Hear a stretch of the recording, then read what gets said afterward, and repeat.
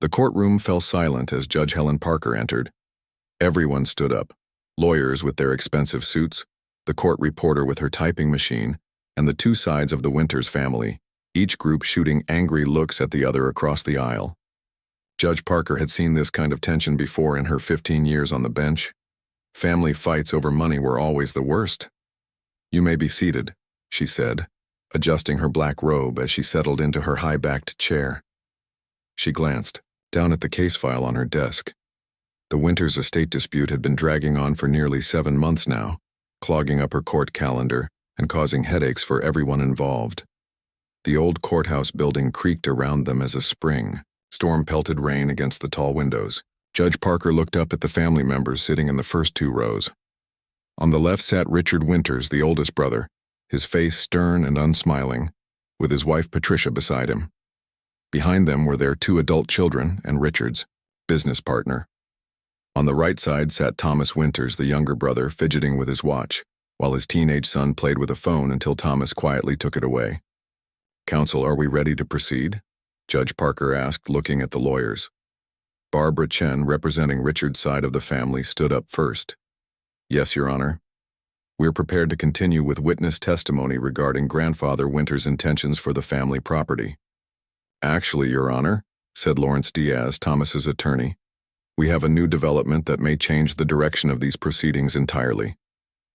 Judge Parker sighed internally, but kept her face neutral. New developments usually meant more. Delays in this case had seen plenty already. "Go on, Mr. Diaz," she said. Lawrence Diaz adjusted his tie.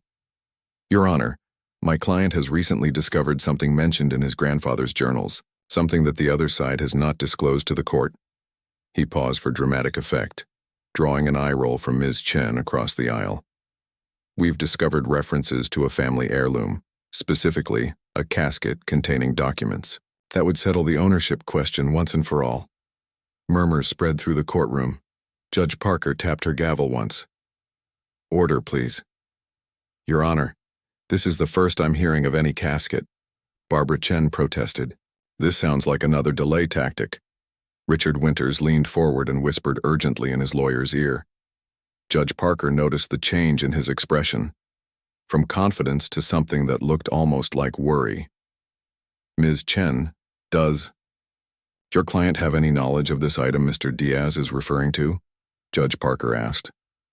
After a brief whispered conversation, Ms. Chen straightened up. "Your Honor, my client acknowledges there is a family heirloom that could be described as a small casket or chest. However, he understood it to contain only family mementos, not legal documents, and didn't consider it relevant to these proceedings." Judge Parker leaned back in her chair, studying both families. Something didn't add up. The tension in the room had shifted. What had been ordinary family hostility now felt different. There was fear in the air. "Mr. Diaz, what exactly does your client believe is in this casket, and why wasn't it mentioned earlier?" she asked. Thomas Winters whispered to his lawyer, who nodded before responding. "Your Honor, my client only recently found his grandfather's journal while cleaning out a storage room at the family lake house. The journal specifically mentions that the true deed to the main estate property was placed in the family casket by their great-grandfather after a dispute with the county over property lines back in 1923. The journal suggests this deed shows the property is actually 20 acres larger than currently recorded, land that contains valuable water rights." Now Judge Parker understood why everyone looked so tense. Water rights in their drought-prone county were worth millions. "And where is this casket now?"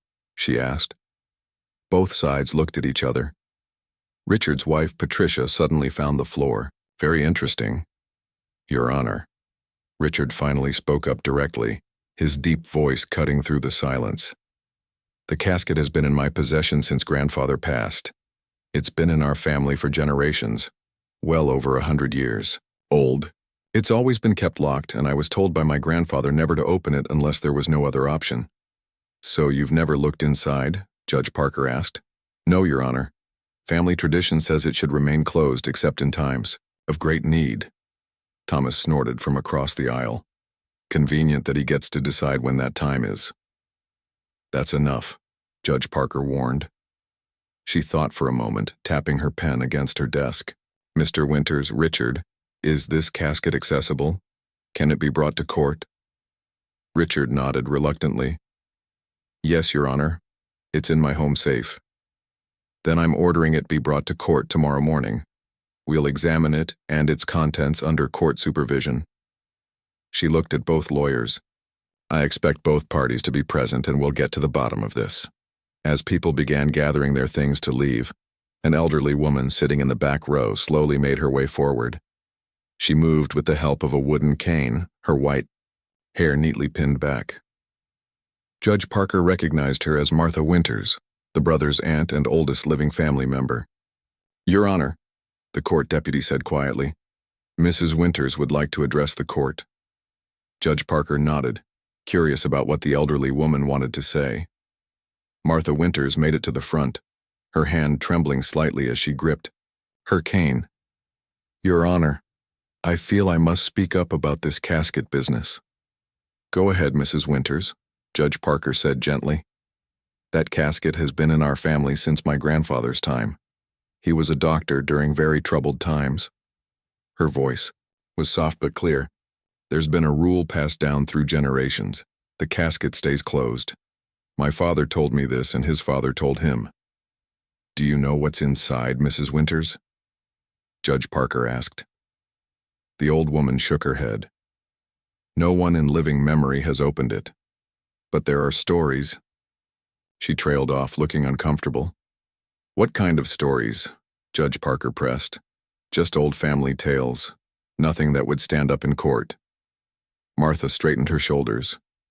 But I felt I should at least say my piece before anyone does. Something that can't be undone. After Martha Winters returned to her seat, Judge Parker made her decision final. The casket will be brought to court tomorrow at 9 a.m. sharp. Court is adjourned until then. As everyone filed out, Judge Parker called her clerk over. Dave, get maintenance to set up the evidence table in the center of the courtroom for tomorrow. And see if you can find us some archival gloves, the cotton kind they use in museums. Expecting something fragile, Judge? Dave asked. I don't know what to expect, she replied honestly. But documents from the 1920s would be nearly 100 years old. Better safe than sorry. That evening, Judge Parker stayed late in her office looking through old property records for the Winters estate. The more she dug, the stranger things seemed. There were indeed discrepancies in the land surveys from the 1920s, with different acreage listed in different documents, and the water rights issue was real. A stream that had once been considered public had been redirected across what might be Winters land during a county works project in the 1930s. Her phone buzzed with a text from her husband asking when she'd be home for dinner. Working late, she typed back. Big case tomorrow. Judge Parker closed the old record books and rubbed her tired eyes. In her years on the bench, she'd seen families torn apart over much less than what the Winters were fighting about. But something about this case felt different. The mysterious casket, the family warnings, the hidden documents. She had a feeling that tomorrow would bring surprises for everyone involved. Little did she know just how right she was, or that opening that casket would become the most talked about moment in her entire career as a judge, for all the wrong reasons. She packed up her briefcase, turned off her office light, and headed home through the rain, wondering what the old family casket would reveal in her courtroom tomorrow morning.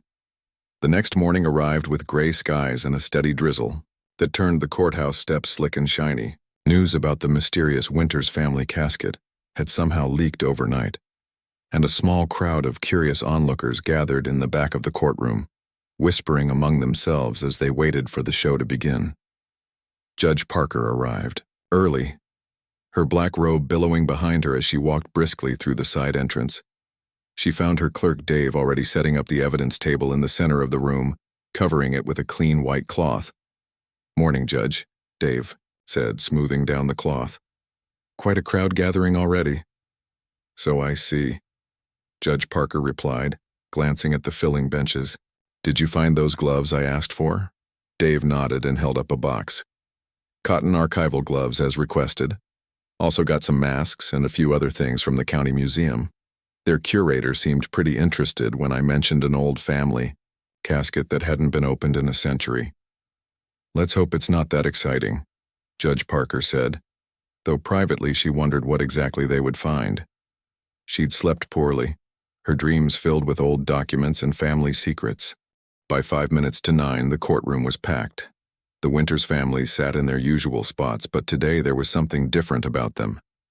Richard looked tired, with dark circles under his eyes, while his wife Patricia kept checking her watch nervously. Across the aisle, Thomas seemed unusually alert, his eyes bright with anticipation. His teenage son was actually awake and paying attention today, no phone in sight. At precisely 9 a.m., Judge Parker called the court to order. "We're here to continue the matter of Winters versus Winters," she announced. "Yesterday, information came to light regarding a family heirloom that may contain documents relevant to this dispute. Mr. Richard Winters was ordered to bring this item to court today." She looked directly at Richard. "Mr. Winters, do you have the casket with you?" Richard stood slowly. "Yes, Your Honor." He turned and nodded to a man sitting in the row behind him, a private security guard in a dark suit who stood and walked forward carrying a rectangular wooden box about the size of a large bread loaf. The guard placed it carefully on the evidence table, and for a moment everyone just stared at it. The casket was smaller than Judge Parker had expected, made of dark wood that had aged to a deep chocolate color over the decades. Intricate carvings covered its surface, vines and leaves that twisted around the edges and across the lid. Brass fittings green with age held the lid closed, and a tarnished lock hung from the front clasp. "Does anyone have the key to this lock?" Judge Parker asked. Richard reached into his pocket and pulled out a small brass key attached to an old leather tag. He handed it to the court deputy, who brought it to the judge. Judge Parker examined the key before placing it beside the casket. "Before we proceed, I want statements from both sides about what they believe this casket contains on the record." She turned to Richard's attorney first. "Ms. Chen?" Barbara Chen stood, straightening her navy suit jacket. "Your Honor, my client believes this family heirloom contains personal mementos, perhaps old photographs or letters.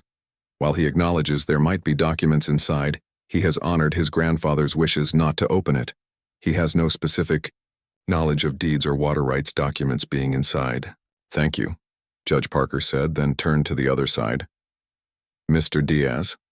Lawrence Diaz buttoned his jacket as he stood.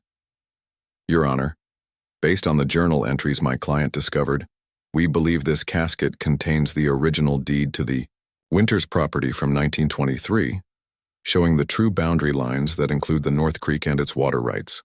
The journal specifically mentions the deed being placed inside for safekeeping during a dispute with county officials." From the back of the courtroom, elderly Aunt Martha watched with a troubled expression, her hands tightly gripping her cane. Judge Parker nodded. "I'll now examine the casket and its contents." She pulled on the cotton gloves Dave had provided and approached the evidence table. The courtroom fell completely silent as she lifted the casket, testing its weight. It was heavier than it looked. "For the record, I'm now examining the exterior of what appears to be a wooden casket or chest, approximately 15 inches long, 8 inches wide, and 6 inches deep," she dictated for the court reporter. "The wood appears to be oak or walnut, darkened with age, with decorative carvings and brass fittings." She carefully turned it over, examining the bottom, which was smooth and unmarked except for a small symbol burned into the wood, what looked like 2 intertwined snakes around a staff. "There's a symbol on the bottom that resembles a caduceus, a medical symbol," she noted, raising an eyebrow. She placed the casket back on the table and picked up the key. "I'm now going to open the lock using the key provided by Mr. Winters," she announced, aware that everyone in the room had leaned forward slightly. The key slid into the lock with a soft click. Judge Parker turned it and the lock sprang open. She removed it from the hasp and placed it on the table. "At this point, I want to remind everyone that these may be extremely fragile historical documents," she said. "Once I open the casket, no one is to approach without my permission." With careful hands, she lifted the brass hasp and slowly raised the lid. The hinges creaked loudly in the silent room, a sound that seemed to echo off the high ceiling. A musty smell immediately wafted out, the unmistakable scent of old paper and something else, something earthy and strange. Judge Parker's eyes widened as she looked inside. The casket was lined with faded red velvet, discolored in spots to a rusty brown. But it wasn't filled with papers or documents as everyone had expected. Instead, it contained several glass vials, each about the size of a finger, carefully nestled in custom-sized depressions in the velvet. The vials contained what looked like soil samples, different colored earth and powdery substances. Beneath them, visible in the spaces between the vials, were yellowed papers covered in handwritten notes in what appeared to be Latin. "This is," Judge Parker began, then stopped, unsure how to describe what she was seeing. "Your Honor?" "Barbara," Chen prompted after several seconds of silence. "This doesn't appear to contain any property deeds," Judge Parker said slowly. "There are glass vials containing what look like soil or powder samples, and some papers with writing in what might be Latin." Richard Winters had gone pale. "That's impossible," he whispered to his wife. "Grandfather always said it contained family papers." From the other side of the courtroom, Thomas stood up. "Your Honor, may I approach to see?" "Not yet," Judge Parker said, raising a hand to stop him. She carefully lifted one of the papers, trying not to disturb the vials. The paper was brittle, threatening to crumble at her touch. The handwriting was tight and precise, definitely in Latin, with what looked like chemical formulas in the margins. That's when she noticed something else, a small envelope tucked into the lid of the casket. She carefully extracted it and found inside a folded note written in English, the paper newer than the Latin documents but still yellowed with age. She read aloud, "To my descendants, these samples were collected during the outbreak of 1878. They represent my life's work studying the nature of the disease. They are preserved for scientific purposes only and should not be disturbed. The true family papers are elsewhere. Dr. Joseph Winters, 1902. A soft gasp went through the courtroom. Judge Parker looked up from the note, her expression grave. "The outbreak of 1878 would likely refer to," she began. "The cholera epidemic," came a shaky voice from the back of the room. Aunt Martha had risen to her feet, her face ashen. "My grandfather was a doctor who studied infectious diseases. The family never spoke about his work, only that he had left behind something that should remain closed." Judge Parker's heart began to race as she looked again at the vials of soil and powder. Could they possibly still be dangerous after all this time? She slowly closed the lid of the casket. "Court is temporarily adjourned," she announced, trying to keep her voice calm and level. "Everyone please remain in place.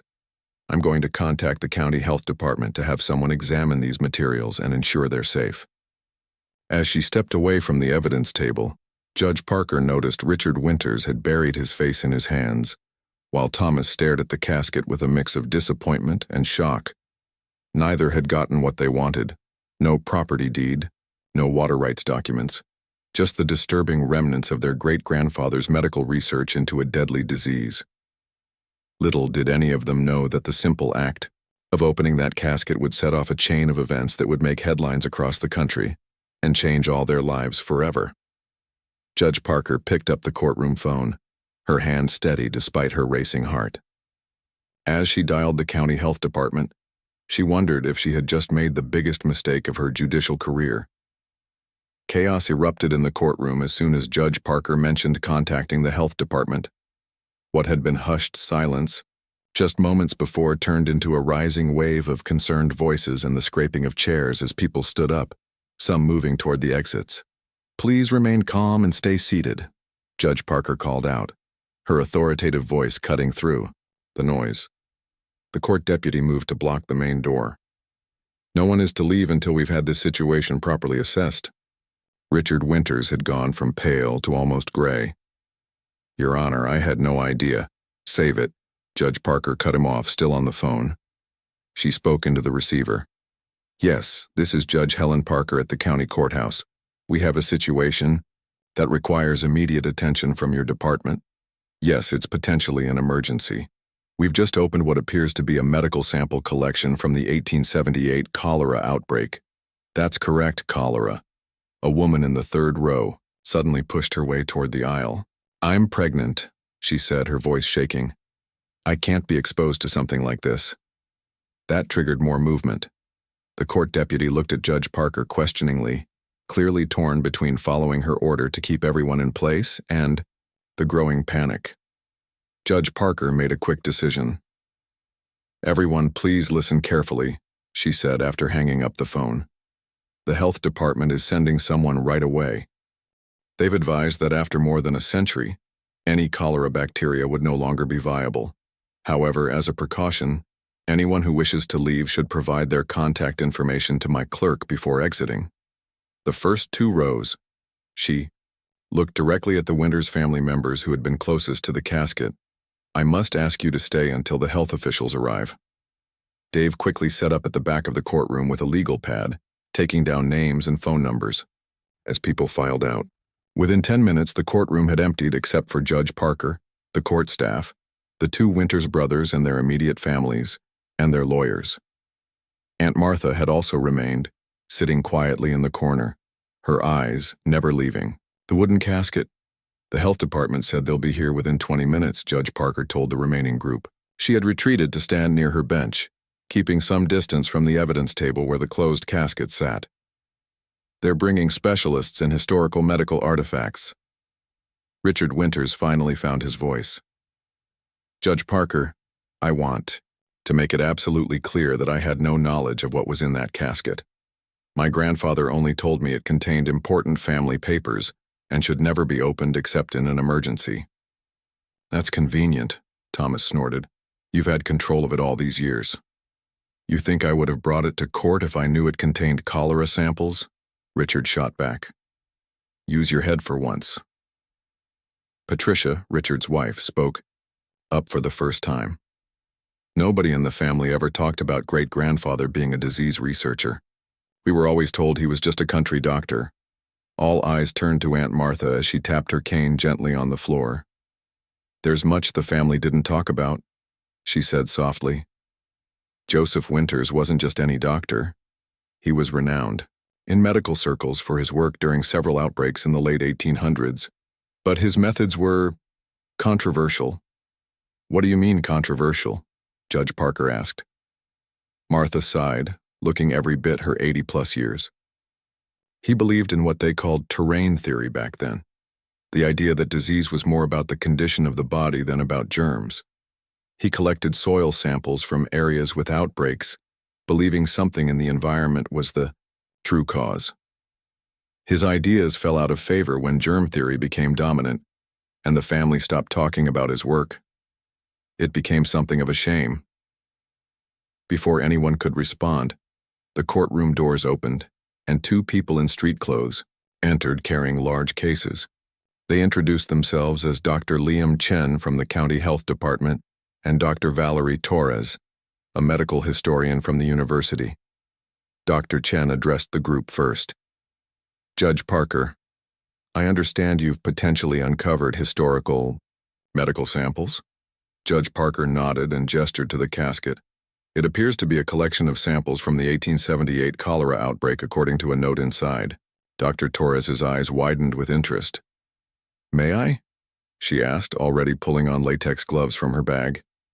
"Please," Judge Parker said, stepping aside. The medical historian approached the casket cautiously. "Before I open this, I want to reassure everyone that cholera bacteria, Vibrio cholerae, cannot survive for 150 years, even in sealed containers. Whatever is in here poses no active biological threat." She carefully opened the lid and examined the contents, her professional demeanor giving way to obvious excitement. "This is remarkable," she breathed. "These appear to be soil samples collected from various outbreak sites labeled with locations and dates." She gently lifted one of the papers with the Latin writing. "And these notes. This is incredibly valuable historical documentation." Dr. Chen joined her, examining the vials without touching them. "We should still take precautions," he said. "We'll need to take this to the lab for proper analysis and safe handling." "Wait," Thomas Winters interrupted. "What about the property deed? That's why we're here." Judge Parker looked at him sternly. "Mr. Winters, I think finding century-old disease samples takes precedence over your property dispute at the moment. But the journal specifically mentioned..." Thomas began, then stopped as his attorney put a warning hand on his arm. Richard turned to his brother. Don't you get it? There is no deed in there. Grandfather lied to both of us. Or perhaps he didn't know himself, Judge Parker suggested. She turned to Martha. Did your grandfather ever mention where the actual family papers might be kept? The elderly woman shook her head slowly. He never spoke directly about such things to me, but... She hesitated. There was always talk about the false key and the true key. What does that mean? Patricia asked. I'm not entirely sure, Martha admitted. It was just something I overheard as a child. Adults talking in hushed voices about family secrets. As the health officials carefully packed the casket and its contents for transport, Richard and Thomas exchanged a look that wasn't entirely hostile for the first time since the trial began. You really didn't know what was in there, did you? Thomas said quietly. Richard shook his head. No. And you didn't make up the journal entry about the deed? It's real, Thomas insisted.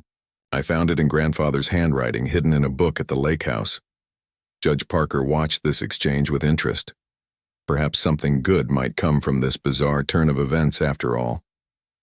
Dr. Torres approached the judge as her colleague finished securing the casket. Judge Parker, this is a significant historical find. Dr. Joseph Winters was quite famous in medical research circles of his time, though his work was largely forgotten after his death. These samples and notes could provide valuable insights into 19th century approaches to epidemic control. That's fascinating, Judge Parker replied, but my immediate concern is making sure this courtroom is safe and resolving the matter that brought us here in the first place. Of course, Dr. Torres nodded. We'll need statements from everyone who was present when the casket was opened, and we'll run tests on the samples right away. As I said, the biological risk is minimal after so much time, but we'll take every precaution. And the courtroom? Judge Parker asked. A standard cleaning should be sufficient, Dr. Chen assured her. There was no spillage, and again any bacteria would no longer be viable after this much time. As the health officials prepared to leave with the casket, Judge Parker addressed the Winters family. In light of these unexpected developments, court will be adjourned until Monday morning. I expect both parties to use this time to reconsider their positions in this case.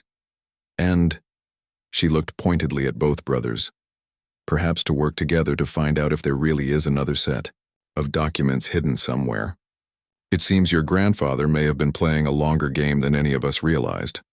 After everyone had left, Judge Parker sat alone in her chambers, writing detailed notes about the day's extraordinary events. Her phone had been ringing constantly.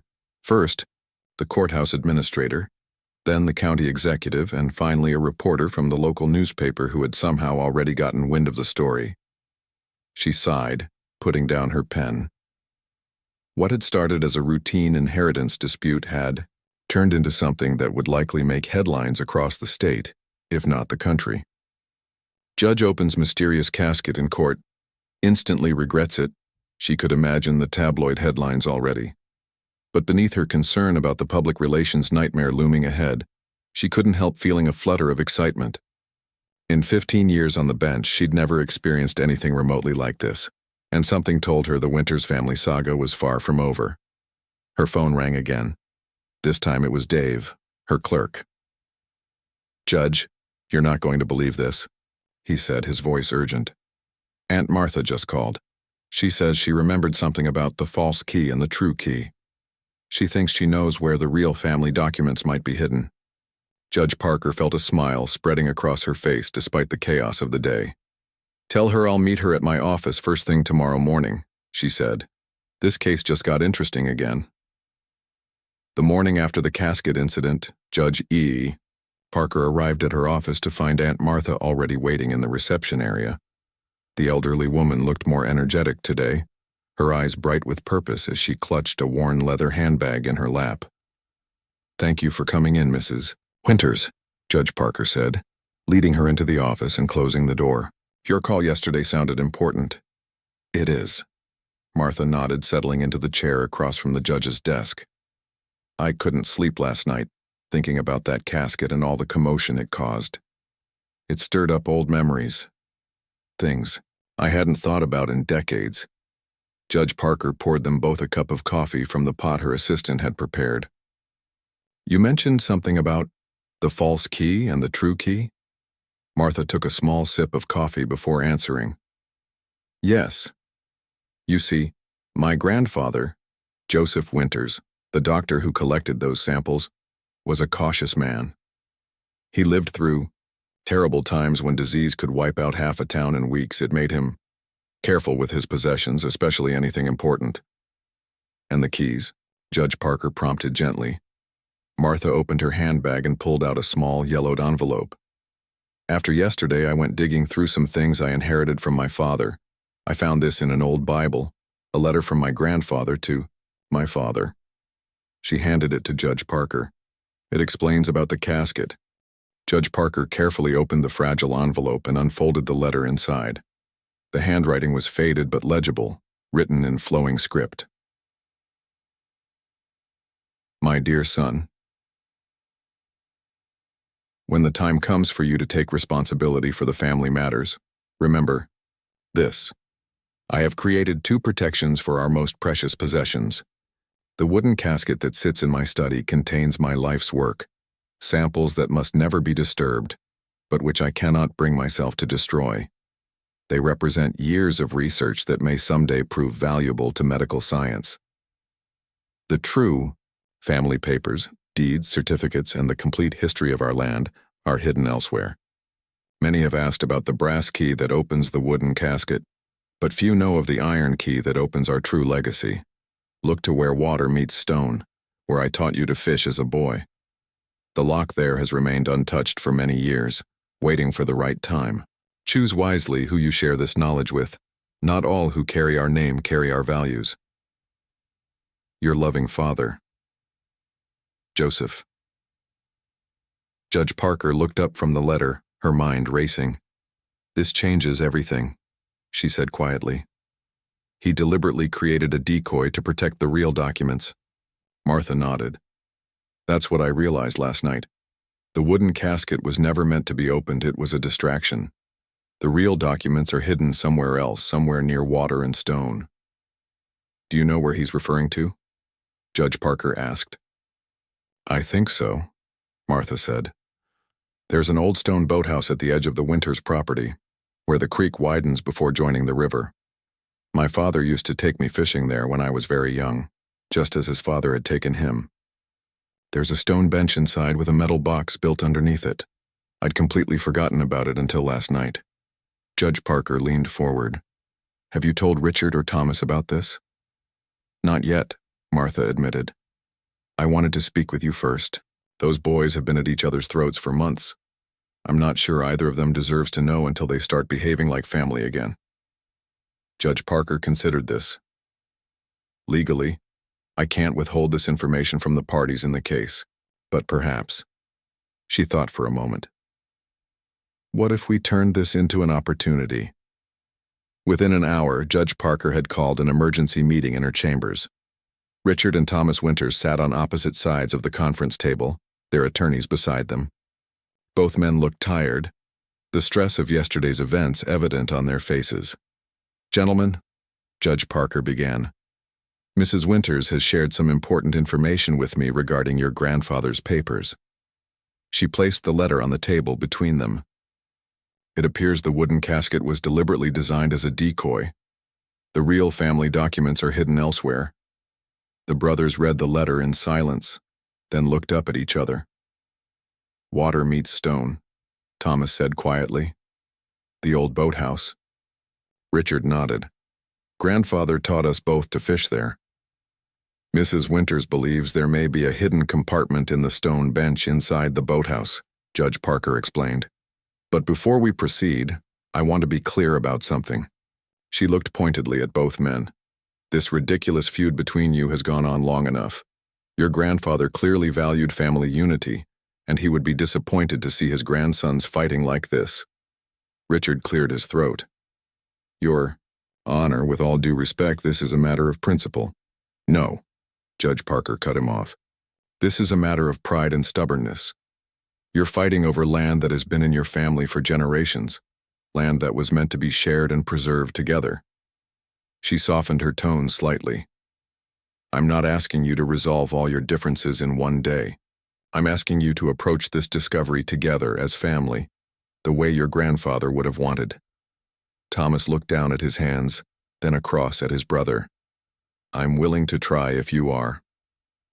After a moment of hesitation, Richard nodded. For grandfather's sake. Good, Judge Parker said. Here's what we're going to do. Court will reconvene at the Winters property this afternoon.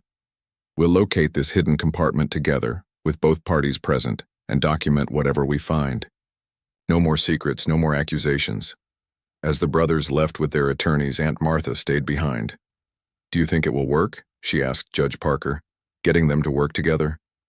Maybe, maybe not. But at least they'll be in the same place without trying to tear each other apart.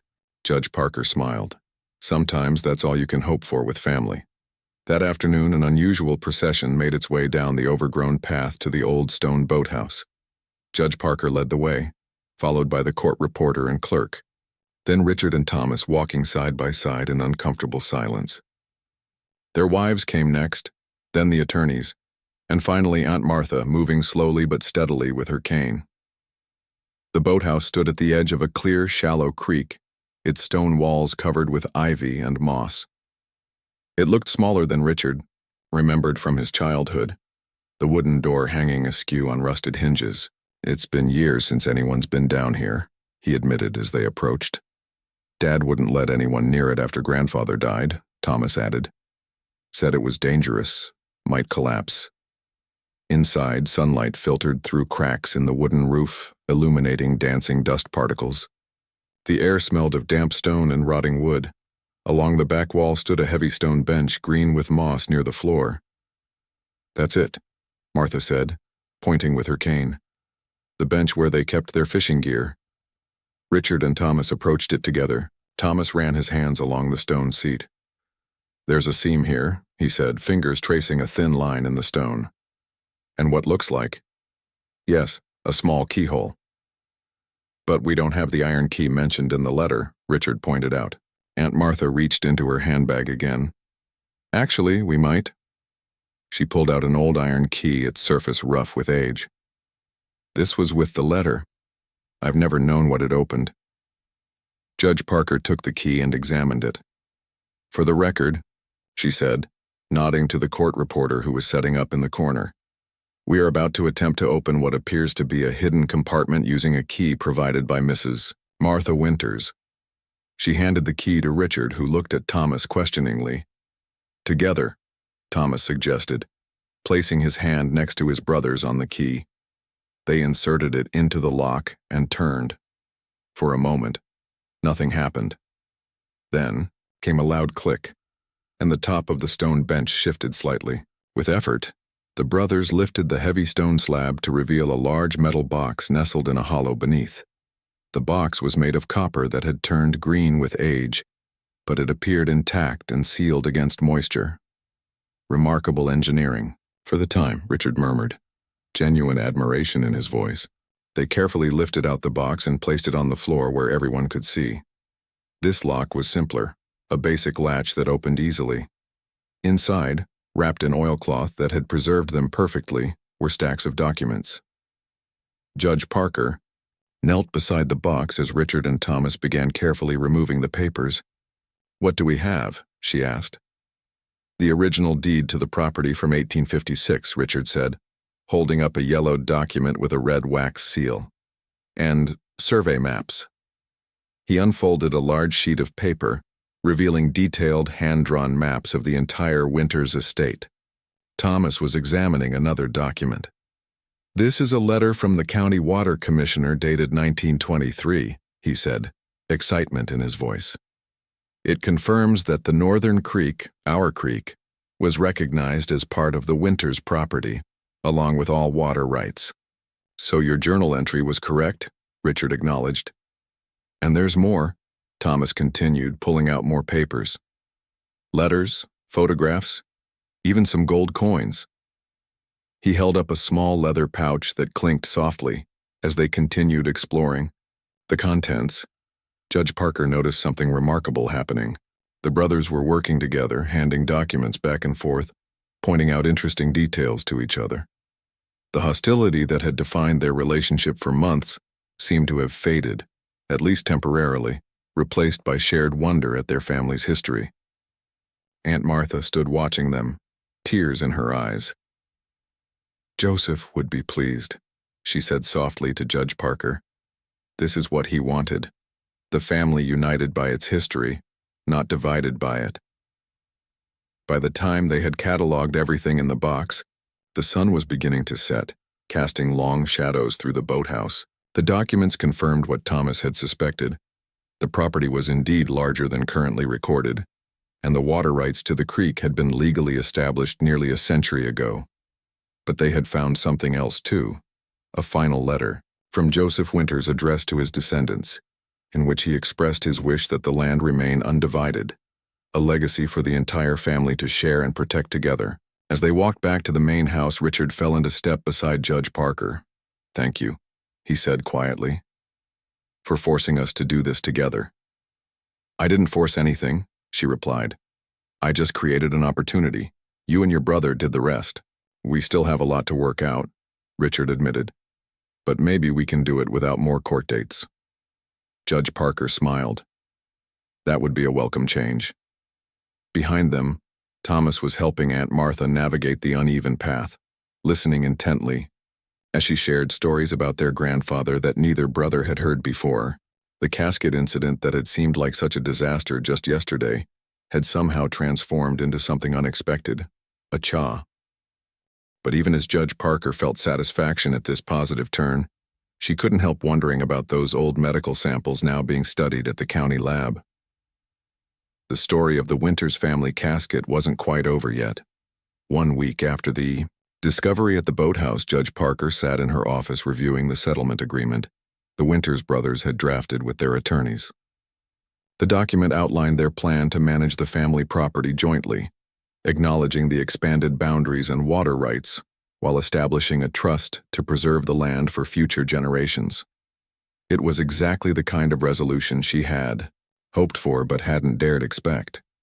A knock at her door interrupted her reading. Dave, her clerk, poked his head in.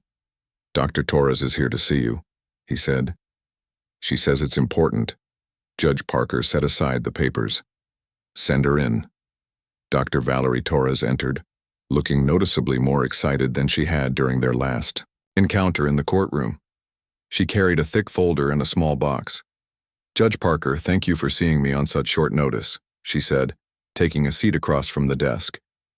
"I wanted to share our findings about the Winters casket samples, personally, given how unique this situation is." "Of course," Judge Parker replied. "I've been curious, were they actually cholera samples?" Dr. Torres placed her folder on the desk. "Yes and no. We confirmed that several of the soil samples did contain remnants of Vibrio cholerae bacteria, though completely non-viable as expected after nearly 150 years. But that's not the remarkable part." She opened the folder and spread out several photographs of the glass vials and handwritten notes. Dr. Joseph Winters wasn't just collecting samples.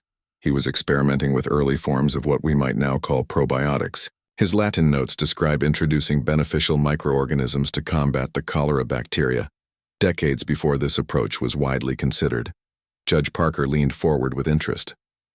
"So he was ahead of his time?" "Significantly," Dr. Torres nodded. "We've had medical historians from 3 universities examining his notes. They suggest he may have developed treatments that were largely forgotten after his death, but that parallel some modern approaches to gut health and disease resistance." "That's fascinating," Judge Parker said. "So opening that casket wasn't such a mistake after all." Dr. Torres smiled. "From a historical and scientific perspective, it was incredibly valuable. We're preparing a paper for publication, with full credit to the Winters family, of course." She opened the small box she had brought and removed a weathered journal. "We also found this hidden in a compartment in the bottom of the casket. It must have been missed during the initial examination. It's Dr. Winters' personal journal, and it connects directly to the family dispute in a way you might find interesting." Judge Parker accepted the journal carefully. How so? There's an entry from 1898 where he explains his decision to create the hidden storage in the boathouse. He writes about wanting to protect both his scientific work and his family legacy from those who might not understand either. He seems to have anticipated that future generations might fight over the land. Dr. Torres pointed to a specific page. He explicitly states that he created the casket as a decoy, hoping that if anyone did become too curious, they would be so surprised by its contents that they might reconsider their approach to the family legacy. Judge Parker couldn't help but laugh. So he intentionally created a shock factor, knowing that someday someone might ignore the warnings and open it. Precisely, Dr. Torres confirmed. It was a clever psychological ploy. Create something mysterious, enough that it would capture attention, but containing something unexpected enough to make people pause and reflect. From what I understand about the resolution of the family dispute, it seems his strategy worked, even a century later. It certainly did, Judge Parker agreed, thinking of the transformation she had witnessed in the Winters brothers. Do the family members know about this yet? Not yet. I wanted to share it with you first, given your role in all this.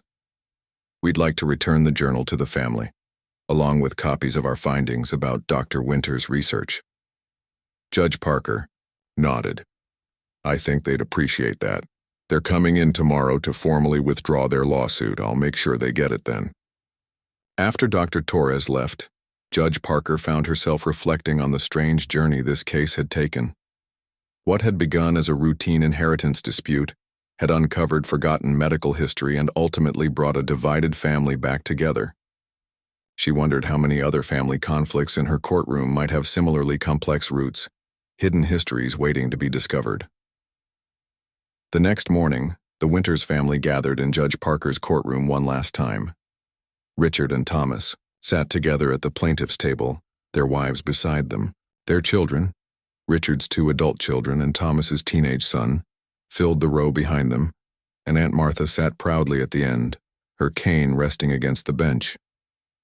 I've reviewed the settlement agreement, Judge Parker announced after, calling the court to order. It appears to be thorough and equitable. Before I approve it, I want to confirm for the record that both parties are entering into this agreement voluntarily and believe it to be fair. Richard stood first. Yes, Your Honor. This agreement represents what our grandfather would have wanted all along, for the family to preserve the land together. Thomas nodded in agreement.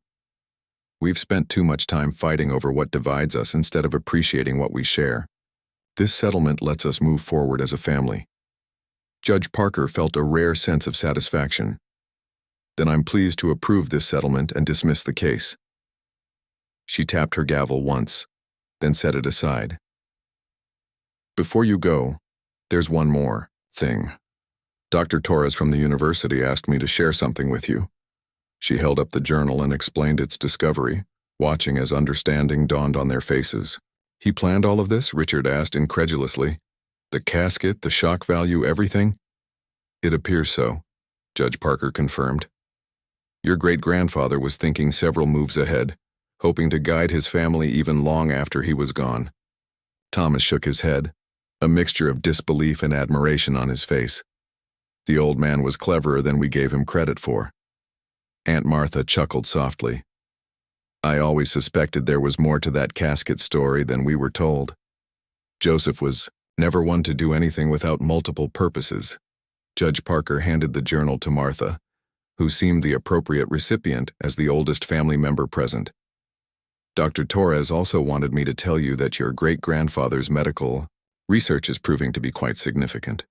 They believe he developed treatments for cholera that were decades ahead of their time. Will they be publishing their findings? Richard asked. Yes, with full acknowledgement of your family's contribution, Judge Parker explained. Dr. Winters' name may soon be recognized in medical history books. She suggested the family might consider donating his notes and samples to the university's medical history collection, though that decision is entirely yours. The family exchanged looks, and it was Thomas who spoke. I think grandfather would have liked that, his work being recognized after all this time. As the courtroom emptied, Judge Parker noticed Richard and Thomas lingering, engaged in animated conversation about plans for the property. Their wives had joined Aunt Martha, who was carefully leafing through the recovered journal, pointing out passages to them with evident delight. Dave approached Judge Parker's bench. "That's a rare happy ending," he commented. "Not something we see every day in this courtroom." "No, it isn't," she agreed, "though I could do without the disease scares and evacuations." "Speaking of which," Dave said with a grin, "you've become something of a local celebrity. Have you seen today's paper?" He handed her the county newspaper. There on the front page was a photo of her, looking authoritative in her judicial robe alongside the headline, "Local Judge Turns Courtroom Crisis into Historical Discovery." The subheading read, "Century-Old Medical Samples Lead to Family Reconciliation and Scientific Breakthrough." Judge Parker groaned.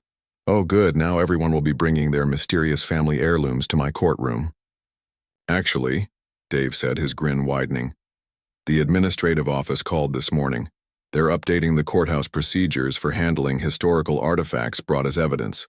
They're calling it the Parker Protocol." "Wonderful," she said dryly. "That's exactly the legacy I was hoping for." As Judge Parker packed up her things at the end of the day, she took a final look at the newspaper article. Despite her embarrassment at the attention, she had to admit there was something satisfying about how everything had turned out. The Winters family had found their way back to each other, important medical history had been preserved, and perhaps, most importantly, a century-old plan had worked exactly as intended. Dr. Joseph Winters had created a mystery designed to bring his family together when they most needed it, and despite the initial panic and confusion, that's precisely what had happened. Sometimes, Judge Parker reflected, what initially appears to be a huge mistake turns out to be exactly what was needed all along. She closed her briefcase and turned off the lights in her chambers, ready to move on to whatever strange case might come her way next. After the Winters family casket, she felt prepared for just about anything.